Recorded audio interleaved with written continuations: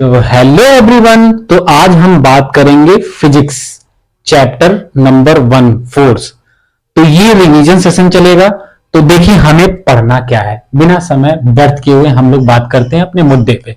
तो हमें पढ़ना है फोर्थ चैप्टर का रिवीजन करना है। तो हर एक कंसेप्ट जो बोर्ड प्रोस्पेक्टिव से इंपॉर्टेंट है, सारे चैप्टर सारे जो टॉपिक्स हैं वो कवर हम करेंगे इस लेक्चर में। तो हम क्या करेंगे, सबसे पहले देखते हैं हम क्या पढ़ेंगे, फोर्स।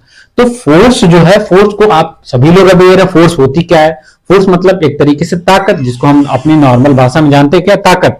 मतलब कहीं पे भी अगर फोर्स लगा रहे हैं तो उस पर कुछ ना कुछ चेंज आएगा ही आएगा। तो फोर्स का यही काम ही है। आप किसी को तमाचा मारेंगे तो ऑब्वियस सी बात है वो आपको कुछ ना कुछ रिबैक करेगा ही करेगा। ठीक है, तो फोर्स मतलब क्या हुआ, फोर्स मतलब एक तरीके से ताकत, हम कहां ताकत दे रहे हैं। ठीक है, ठीक है। अब देखिए फोर्स की डेफिनेशन डिस्कस करते हैं। तो जो भी फोर्स क्या है, एक तरीके कॉज है। फोर्स क्या एक तरीके से कॉज है, जो भी किसी चीज पे इफेक्ट करता है तो उसका या तो उसका क्या, या तो उसका डायरेक्शन चेंज कर देता है, या तो उसको मोशन में ला देता है, या तो उसका क्या करता है, शेप एंड साइज चेंज कर देता है। तो फोर्स की डेफिनेशन बस यही कहती है, it is a cause. It is a cause, क्या लिख सकते हैं, it is a cause which can change. It is a cause, देखिए यहां पे लिख दे रहे हैं हम, it is cause which can change the shape, size or motion of that body on which it is applied। ठीक है, मतलब किसी भी बॉडी पे, किसी बॉडी पे हम फोर्स अप्लाई करेंगे, फोर्स देंगे, मान लीजिए इस पे फोर्स देंगे तो क्या हो रहा है, ये रिजिड बॉडी है, इसका क्या कुछ नहीं चेंज हो रहा है। तो हम भी किसी भी बॉडी पे, मान लीजिए एक बॉल यहाँ पे, देखिए ये क्या एक चीज दिया गया है, अगर हम इस पे यहाँ पे फोर्स लगाएं तो क्या कर रहा है, इसका क्या, इसका मोशन चेंज हो जा रहा है। तो मतलब फोर्स एक ऐसा कॉज है जो क्या कर सकता है, जो किसी भी ऑब्जेक्ट का शेप, साइज या मोशन या डायरेक्शन चेंज कर सकता है। ठीक है, तो फोर्स की बस इतनी डेफिनेशन है। ठीक है, अब हम क्या पढ़ेंगे, यूनिट। तो फोर्स की यूनिट क्या है, फोर्स को बताया किसने, न्यूटन बाबा ने। तो उन्हीं के नाम से क्या पड़ गया, फोर्स की यूनिट। तो फोर्स की यूनिट क्या है, न्यूटन। फोर्स की यूनिट क्या है, ऐसा यूनिट इसकी क्या है, न्यूटन। ऐसा यूनिट फोर्स की क्या है, न्यूटन। और इसकी सीजीएस यूनिट क्या होती है, डाइन होती है। अब रिलेशन पूछेगा कि न्यूटन और डाइन में रिलेशन क्या है। तो एक रिलेशन आप जान जाइए, 1 न्यूटन बराबर 10 के पावर 5 डाइन की, मतलब समझ रहे, 1 न्यूटन 5 डाइन के बराबर होता है। तो ये आप दिमाग में रख लीजिए कि 1 न्यूटन बराबर 10 के पावर 5 डाइन होता है। ठीक है, फिर इसके बाद हम क्या पढ़ेंगे, तो ये रिलेशन हो गया किसका, न्यूटन और डाइन के बीच में। ठीक है, तो दूसरा क्या है, इफेक्ट ऑफ फोर्स। अब एक क्वेश्चन डायरेक्टली पूछा था किसी प्रीवियस ईयर में कि what are the effect of force if we applied a force on any object, what will be effect we can see. तो ये सारे इफेक्ट हैं, चारों इफेक्ट जो लिखे हैं, जो ब्रॉड पर्सपेक्टिव आप ऐसे ही लिखेंगे तो आपको पूरे नंबर मिलेंगे। तो पहला क्या है आपको, इट कैन मूव ऑब्जेक्ट। मतलब अगर हम किसी बॉडी पे फोर्स लगाएंगे तो वो बॉडी क्या कर सकती है, मूव कर सकती है। मतलब अगर फोर्स लगाएंगे तो ये एक चांस बन सकता है कि वो मूव कर सकती है। दूसरा क्या है, दूसरा है it can change the speed of a moving object. जैसे कोई एक मूविंग ऑब्जेक्ट जा रहा है 20 की रफ्तार से, 20 मीटर पर सेकंड की रफ्तार जा रहा है, आप फोर्स लगा दिए इस पे तो इसकी स्पीड क्या हो जाएगी, इंक्रीज हो जाएगी, 20 से 25 हो सकती है। ठीक है, तो ये हो गया क्या, it can change the speed of an object. तीसरा आपका क्या है, तीसरा it can change the direction of the object. मतलब क्या, अगर ये ऑब्जेक्ट इधर से जा रहा है, मतलब ऑब्जेक्ट ये इधर से जा रहा है, ऑब्जेक्ट इधर से गया, अब क्या यही पे फोर्स लगा दिया तो ये क्या, ऑब्जेक्ट इसका डायरेक्शन चेंज कर सकता है। या तो अगर फोर्स लगाया या तो ये पीछे चला जाए, फोर्स लगाया तो या तो पीछे चला जाएगा, या क्या करेगा, या तो ये मूव कर जाएगा। समझ रहा है कि नहीं, या तो ये इधर मूव कर जाएगा। तो ये क्या कर सकता है, इसका डायरेक्शन, मतलब किसी भी फोर्स लगा के हम किसी भी चीज की डायरेक्शन हम चेंज कर सकते हैं। ठीक है, और चौथी टॉपिक हमारी क्या है, चौथा क्या है इसका, चौथा point, it can change the shape and size of the object. मतलब क्या, कोई एक बॉल लिए, उसको फुट जोर से फोर्स दोनों तरफ से लगाए, देखिए आप बॉल दबती नजर आ जाएगी। तो मतलब क्या हो गया, मतलब फोर्स शेप और साइज को भी चेंज कर सकता है। ठीक है, तो हमारा क्या हो गया, ये इफेक्ट ऑफ फोर्स हो गया। मतलब ये सारी चीजें इफेक्ट कर सकती हैं जब हम किसी भी चीज पे, किसी भी ऑब्जेक्ट पे हम फोर्स लगाएंगे।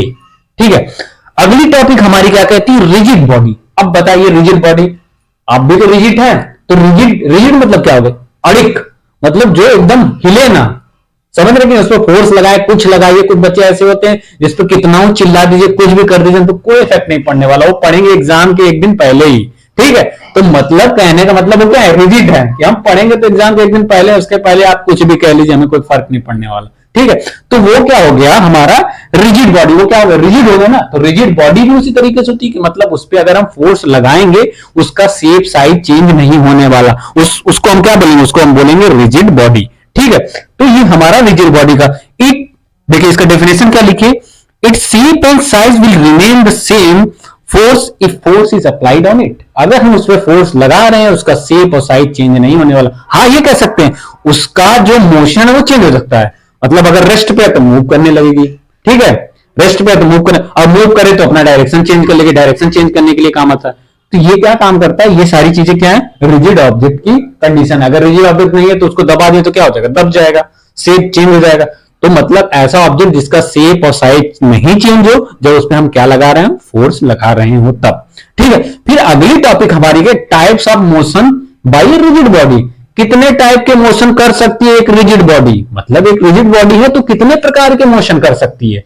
ठीक है, तो वो दो प्रकार के मोशन कर सकती है। पहला आपका क्या है, रोटेशनल मोशन, ट्रांजिशनल मोशन। दूसरा क्या है, रोटेशनल मोशन। ट्रांजिशनल मोशन क्या होता है, पहले इसको समझिए। ट्रांजिशनल मोशन मतलब बॉल अगर पड़ी हुई है यहाँ पे और इससे हम फोर्स लगाए तो बॉल आगे मूव करने लगी, तो क्या होगा, ये कौन सा मोशन कर रही है, ये कर रही है ट्रांजिशनल मोशन। मतलब एक ऑब्जेक्ट यहाँ पे पड़ा है, इस पे हमने फोर्स लगाया तो देखिए रिजिड बॉडी है ये, इस पे हमने फोर्स लगा, देखिए मूव करने लगा। तो मतलब ट्रांजिशनल मोशन मतलब जिस डायरेक्शन में हमने फोर्स लगाया अगर उसी डायरेक्शन में बॉडी मूव कर रही है तो उस मोशन को हम बोलते हैं क्या, ट्रांजिशनल मोशन। क्या बोलता है, ट्रांजिशनल, ट्रांजिशनल मोशन बोलते हैं या ट्रांजिशनल मोशन। ठीक है, पहली चीज। दूसरा हमारा क्या है, रोटेशनल मोशन। रोटेशनल मोशन क्या होता है कि अगर बॉडी किसी भी एक चीज पे पाइवेटेड है, मान लीजिए बॉडी यहाँ पे पाइवेटेड है, यहाँ पे पाइवेटेड कर दिए, अगर इस पे हम क्या लगा रहे हैं, अगर इधर से फोर्स लगा रहे हैं तो देखिए अगर एक बॉडी हमारी यहाँ पे पाइवेटेड है और फिक्स कर दिया, इधर से हमने फोर्स लगा तो ये बॉडी क्या कर रही है, मूव कर रही है। तो ये क्या कर रही है, ये मूव कर रही है किस तरीके से, एक फिक्स पाइवेटेड पॉइंट से, मतलब यहाँ पे फिक्स की गई है तो इसको घुमा रहे, जैसे ये होता है, ये होता है, हर हर करके घुमाते हैं, उसमें क्या होता है, पाइवेटेड यहाँ फिक्स पकड़ लेते हैं, फिर ऐसे ऐसे करते हैं मूव करने लगती है। तो ये क्या हो गया, मतलब बॉडी का एक पाइवेटेड पॉइंट है। पाइवेटेड मतलब एक तरीके जहां से वो मूव कर रही है, जहां पे एक फिक्स पॉइंट है जिससे वो, जिसके आसपास वो क्या कर रही है, घूम रही है। तो इस मोशन को हम क्या बोलते हैं, रोटेशनल मोशन बोलते हैं। जैसे कोई एक बॉडी कहीं एक जगह पे फिक्स है और उसके आसपास वही घूम रही है तो उसको क्या बोलते हैं, इसको बोलते हैं रोटेशनल मोशन। ठीक है, फिर इसके बाद क्या होता है, टर्निंग फोर्स। अगली टॉपिक हमारी क्या है, टर्निंग फोर्स। टर्निंग फोर्स मतलब क्या, टर्न करना, घूमना। घूमने क्या बोलते हैं, ऐसी फोर्स जो क्या करे, टर्न करा सके, उसी फोर्स को हम क्या बोलते हैं, टर्निंग फोर्स बोलते हैं। देखिए इसकी definition, the force which provide rotating effect, मतलब ऐसी फोर्स जो रोटेटिंग इफेक्ट दिला रही है उसको क्या बोलते हैं, is called a turning, is called a turning force about it's rotation, about its axis of rotation. मतलब किसी का हर एक चीज का एक्सिस ऑफ रोटेशन है। जैसे व्हील है, व्हील देख रहे हैं, व्हील क्या ऐसे ऐसे घूमते हैं, उसके नीचे देखिए वो लगा रहता है क्या, बैरिंग टाइप का लगा रहता है। क्या करता है वो, जैसे जैसे हम क्या करते हैं उठाएंगे अगला चक्का ऐसे घुमा दिए तो क्या करें, मूव एक ही जगह पे एक्सिस तो मूव करने लगा ना। तो इसका क्या मतलब हुआ, इसका मतलब वो है क्या, एक एक्सिस ऑफ रोटेशन उसका है। ठीक है, फिर इसके बाद क्या है, अगला हमारा क्या है, अगली टॉपिक हमारी क्या है, टर्निंग फोर्स। तो समझ में आ गया, मतलब ऐसी फोर्स जो टर्न करने पे काम आए, टर्न एक्सिस ऑफ रोटेशन पे रोटेट कर सके बॉडी को, उसको हम क्या बोलते हैं, टर्निंग फोर्स बोलते हैं। ठीक है, फिर हम अगली टॉपिक पढ़ेंगे क्या, टॉर्क। टॉर्क या मूवमेंट ऑफ फोर्स, दोनों का मतलब सेम होता है, या तो टॉर्क कहिए या तो मूवमेंट ऑफ फोर्स कहिए। देखिए इसका फॉर्मूला समझिए क्या है, ये torque equal to perpendicular distance and force, force multiplied by perpendicular distance. Perpendicular distance axis of rotation, जैसे एक दरवाजा है आपका, दरवाजा यहाँ पे फिक्स एक पाइवेटेड पॉइंट है, और फिर हम क्या करते हैं, यहाँ से फोर्स लगाते हैं तो दरवाजा हमारा खुल जाता है, यहाँ से फोर्स लगाया दरवाजा हमारा बंद हो गया। तो हमारा क्या होगा, ये क्या दे रहा है, ये टॉर्क दे रहा है। टॉर्क मतलब घुमाव दे रहा है, घुमाव एक तरीके से क्या, मोमेंट ऑफ फोर्स मतलब मोमेंट मतलब घुमाव मतलब घूम रही है, ये हो गया टॉर्क का मतलब। टॉर्क मतलब एक्सिस, फोर्स लगा यहाँ पे हमने फोर्स लगा, ये फोर्स लगा और एक्सिस ऑफ रोटेशन यहाँ पे है, तो परपेंडिकुलर डिस्टेंस, ये distance, perpendicular distance multiplied by force, तो इसको क्या बोलते हैं, टॉर्क बोलते हैं। इसका जो प्रोडक्ट आता है वो टॉर्क आता है।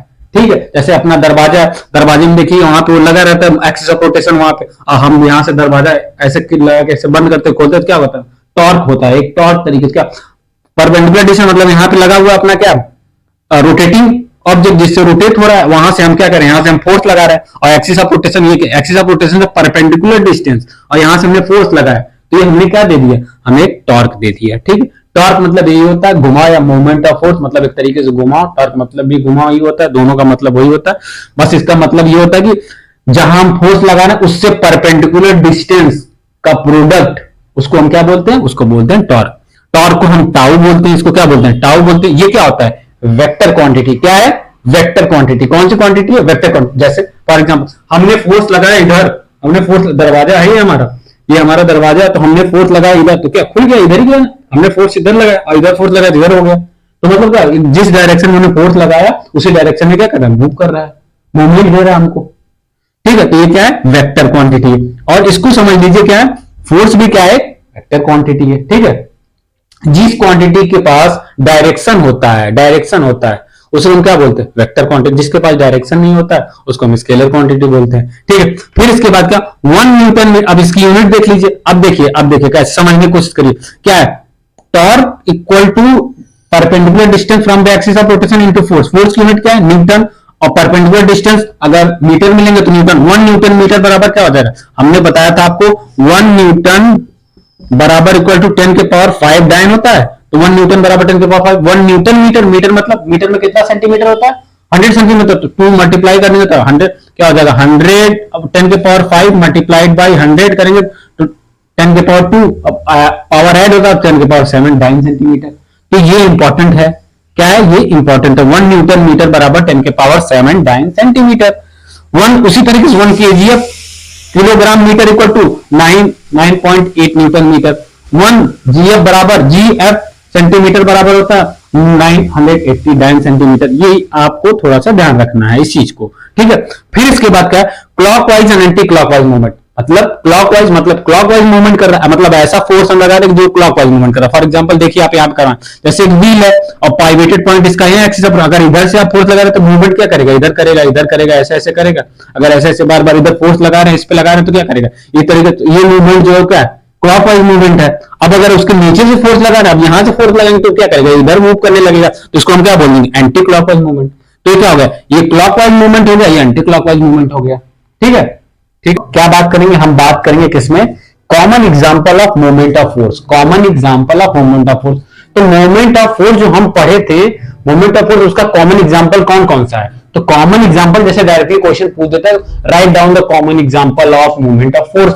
ठीक है, तो ये तो आपको जानना है। तो आप क्या जानेंगे कॉमन, जैसे for example door example. Door क्या है, डोर देखिए ऐसे को, ये क्या है, ये है आपका, ये का यहाँ पे पाइवेटेड पॉइंट है, यहां से मूव करता है इधर उधर। तो हम क्या, यहां से हमारा ये डंडा लगा होता है, यही भी डंडा लगा होता है, हम इसको घिसते हैं तो बाहर आता है। तो हमने यहाँ फोर्स लगाया घिंचने की तरफ, हमारा फोर्स इस डायरेक्शन में, और हमारा perpendicular direction, perpendicular axis of rotation से कहा, इस ऐसे परपेंडिकुलर डिस्टेंस तो यही है ना। तो अब क्या होता है, जितना ज्यादा बड़ा होता है, जितना ज्यादा दूर से, अब कभी आप यहां से फोर्स लगाएंगे, दरवाजे जस्ट पास से फोर्स लगाएंगे तो क्या होगा, आपको ज्यादा ताकत लगेगी क्या होने में, बंद करने में, खोलने में।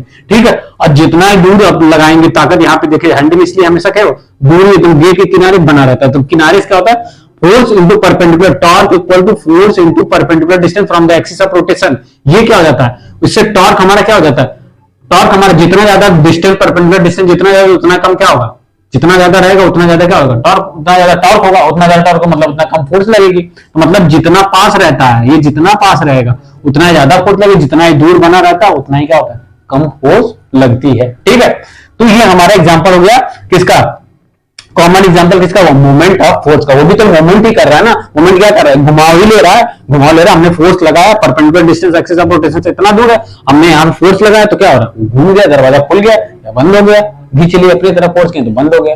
ठीक है, दोनों चीज समझ में आ गया। अब क्या है दूसरा, क्या, टर्निंग और स्टीयरिंग व्हील। अब व्हील आप देखेंगे ये क्या होता है, स्टीयरिंग व्हील देखेंगे ऐसे ऐसे ऐसे घुमाते हैं, इसी टाइप की होती है। हम क्या करते हैं कि हमें दोनों चक्कर घुमाना था, चक्कर को ऐसे जाके नीचे ऐसे ऐसे दबा के घुमाइए, देखिए नहीं घूमेगा। तो अब क्या होगा कि हम क्या करेंगे, हम स्टीयरिंग कितना दूर रहता है, परपेंडिकुलर डिस्टेंस कितना दूर रहता है, और इस पर हम क्या लगाते हैं, फोर्स टेंजेंटली लगाते हैं। ऐसे फोर्स लगाएंगे तो कभी नहीं होगा, टेंजेंटली फोर्स लगाते हैं। तो देखिए ऐसे चक्के होते हैं, अब जैसे जैसे हम ऐसे घुमाएंगे तो हमारा चक्का घूमता हुआ नजर आएगा। तो उसमें क्या होता है, परपेंडिकुलर डिस्टेंस ज्यादा होता है, इसलिए टॉर्क क्या होता है, ज्यादा होता है। कम फोर्स लगाएंगे तब भी टॉर्क ज्यादा होगा। ठीक है, कम फोर्स में ही हमारा चक्का घूम जाता है। तो हमारे कहने का मतलब है कि जितना ज्यादा टॉर्क रहेगा, जितना ज्यादा परपेंडिकुलर डिस्टेंस रहेगा, उतना ही कम हमको फोर्स लगाने की जरूरत पड़ेगी, क्योंकि टॉर्क डायरेक्टली प्रोपोर्शनल है किसके, परपेंडिकुलर डिस्टेंस के, फोर्स के। तो उतना ही कम, जितना ये ज्यादा हो जाएगा तो ये कम रहेगा, तब भी तो आराम से आप घुमा सकते हैं, टॉर्क आपका हो जाएगा कंप्लीट। टॉर्क मतलब मोमेंटम, मोमेंटम मतलब घुमाओ, समझ में आ गया।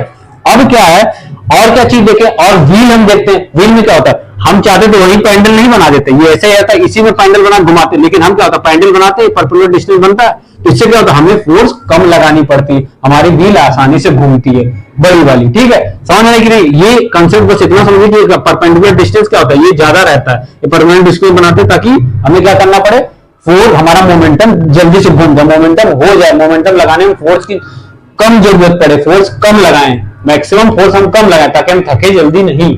ठीक है, हो गया आपका तीनों चीज समझा दे, देखो तीनों चीज सही है। अब आप पूछेगा क्या, कॉमन एग्जांपल आप दूसरा कह दीजिएगा टर्निंग स्टीयरिंग व्हील दे दीजिएगा। ठीक है, फिर तीसरा आपका दे दीजिएगा टूथ व्हील दे दीजिएगा। ठीक है, टूथ व्हील मतलब आप टूथ व्हील ही तो बोलते हैं पॉन्डिल को। ठीक है, पैंडल बोलते हैं उसको। ठीक है, अब क्या हम पढ़ेंगे, अब मोमेंट ऑफ कपल पढ़ेंगे। कपल क्या होता है, जब जो इक्वल एंड अपोजिट फोर्स है जब काम करते हैं, मतलब एक बार इधर से फोर्स लगा, एक बार इधर से, अगर स्टील है तो एक बार ये पाइवेटेड पॉइंट है, यहाँ से घूम सकते, तो इधर से फोर्स लगा, इधर से, तो क्या कर रहा है, रोटेट कर रहा है कि नहीं। तो जब हम इक्वल एंड अपोजिट फोर्सेज लगाते हैं तो क्या बनता है, कपल बनाता है। Equal and when equal and opposite forces acted on any body, जैसे टैप है, टैप में क्या होता है, टैप में ऐसे लगा होता है, तो टैप को क्या करते हैं, ऐसे करते हैं ना, एक बार इधर एक उंगली हमारी इधर फोर्स लगा दी, ये अंगूठा इधर लगाता है, तो क्या होता है, ये देखिए एक इधर फोर्स लगा, एक इधर फोर्स लगा, फोर्स का डायरेक्शन इधर है, ये वाला ये देखिए यहाँ पे पाइवेटेड पॉइंट होता है, ऐसे ही टैप होती है ना। अब हम इधर से ये वाली उंगली हमारी क्या करी, ये वाली उंगली हमारी इधर फोर्स लगा दी और ये अंगूठा हमारा इधर लगा रहा है, तो हमारा टैप ओपन आसानी से हो जाता है। ठीक है, अभी एक टाइप एक साइड टूट जाए, तोड़ के देखिए दूसरे साइड से आप बहुत ज्यादा फोर्स लगानी पड़ जाएगी। ठीक है, तो ये हमारा क्या हो गया, मोमेंट ऑफ कपल हो गया। Moment of when equal and opposite forces acted on any body is known as couple, it form a couple, it form a couple. तो कपल के लिए हम क्या लिख सकते हैं, when equal and opposite force acting on any body it form couple.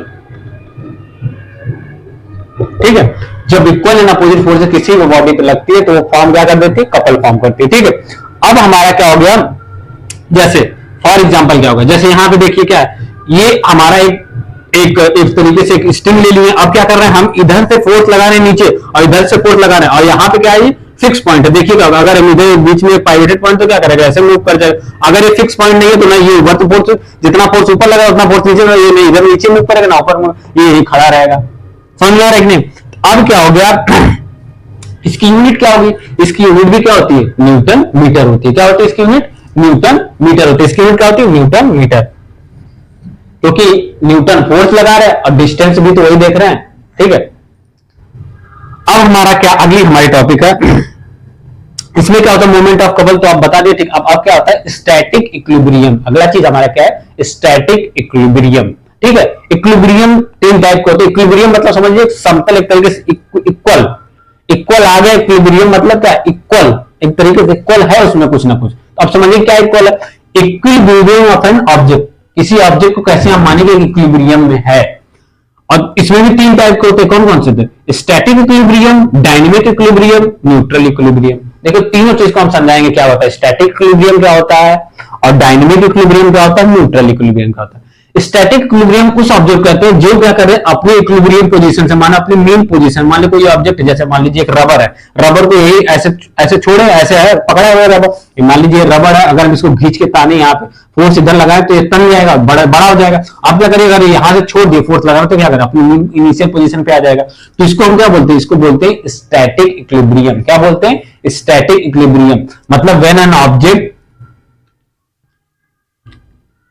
इसको हम लिख सकते हैं, क्या लिख सकते हैं, इट इज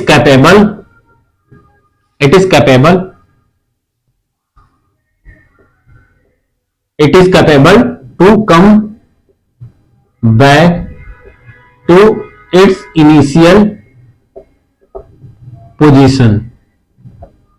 मतलब स्टैटिक इक्विलिब्रियम वो चीज है को अपनी इनिशियल इक्विलिब्रियम पे आ जाएगा। जैसे स्प्रिंग लीजिए, स्प्रिंग को तानी है तो स्प्रिंग को तानी में तो क्या करेगा, तन जाएगी। फिर क्या करेगा, यहां से फोर्स लगाना छोड़ दिए तो क्या करेगा, अपनी इनिशियल पोजीशन में जाएगा। उसको हम बोल सकते हैं क्या, स्टैटिक इक्विलिब्रियम। क्या बोल सकते हैं उसको हम बोल सकते हैं स्टैटिक इक्विलिब्रियम। ठीक है।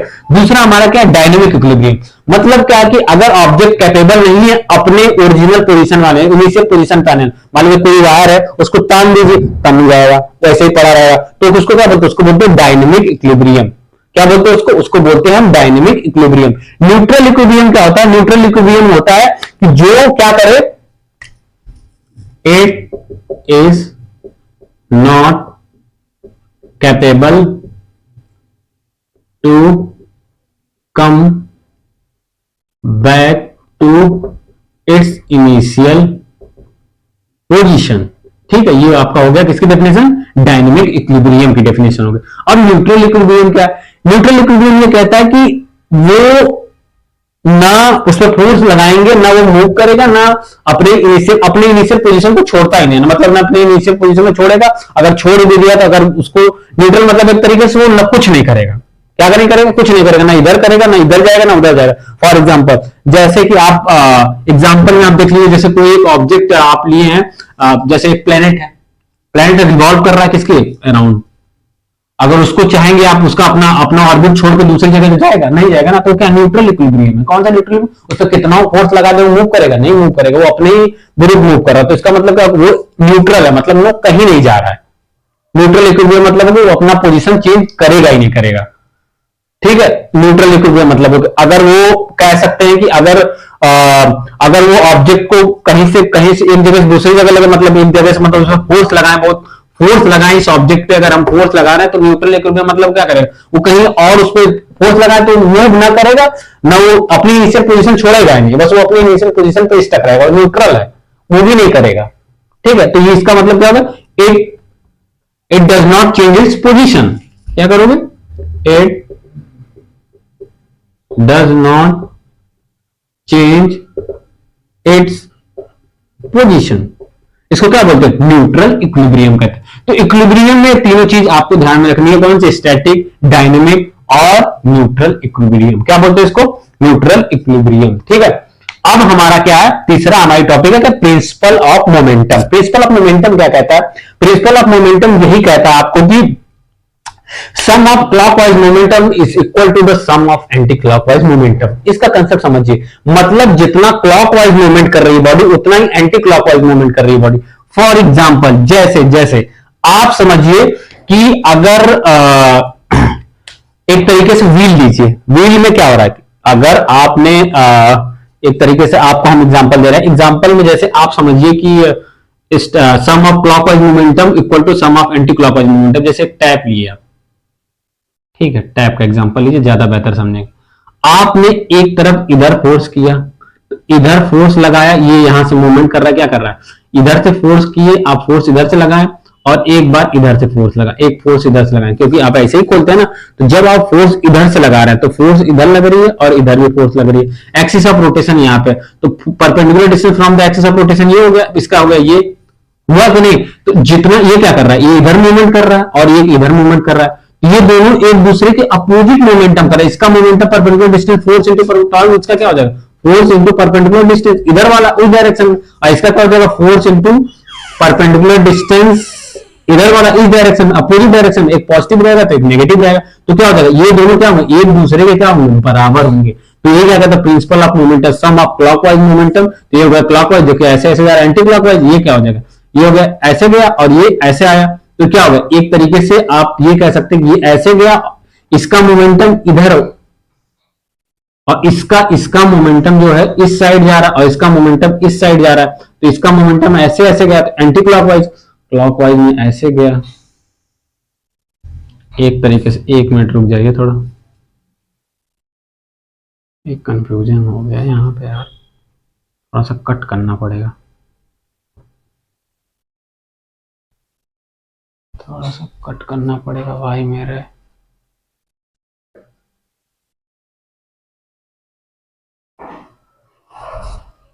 क्या है हमारा जो है, हम पढ़ रहे थे क्या, प्रिंसिपल ऑफ मूवमेंट। मूवमेंट मतलब प्रिंसिपल, इसका प्रिंसिपल क्या कहता है, मूवमेंट का प्रिंसिपल क्या कहता है, प्रिंसिपल इसका मूवमेंट का प्रिंसिपल है, क्या बोलता है, sum of clockwise momentum moment equal to sum of anti clock, जितना क्लॉकवाइज मूवमेंट करेगा उतना ही एंटी क्लॉकवाइज मूवमेंट।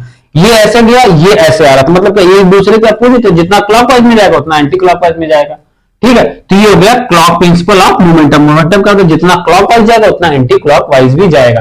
तो जैसे जितना ये जितना इसको इधर ले जाएंगे उतना ये इधर आएगा पीछे, जितना क्लॉकवाइज मूवमेंट कर रहा है उतना एंटी क्लॉकवाइज मूवमेंट कर रहा है। ठीक है, दोनों मतलब समझना कि प्रिंसिपल ऑफ मोमेंटम अगर पूछेगा, principle of momentum applying principle of momentum find तो sum of clockwise momentum equal to sum of anti clockwise, दोनों को मर्ज कर देंगे। आप क्या होगा, जितना क्लॉकवाइज मोमेंटम उतना एंटी क्लॉकवाइज मोमेंटम होना चाहिए। ठीक है, तो मतलब वो एक दूसरे क्या रहेंगे, एक पॉजिटिव रहेगा तो एक नेगेटिव रहेगा।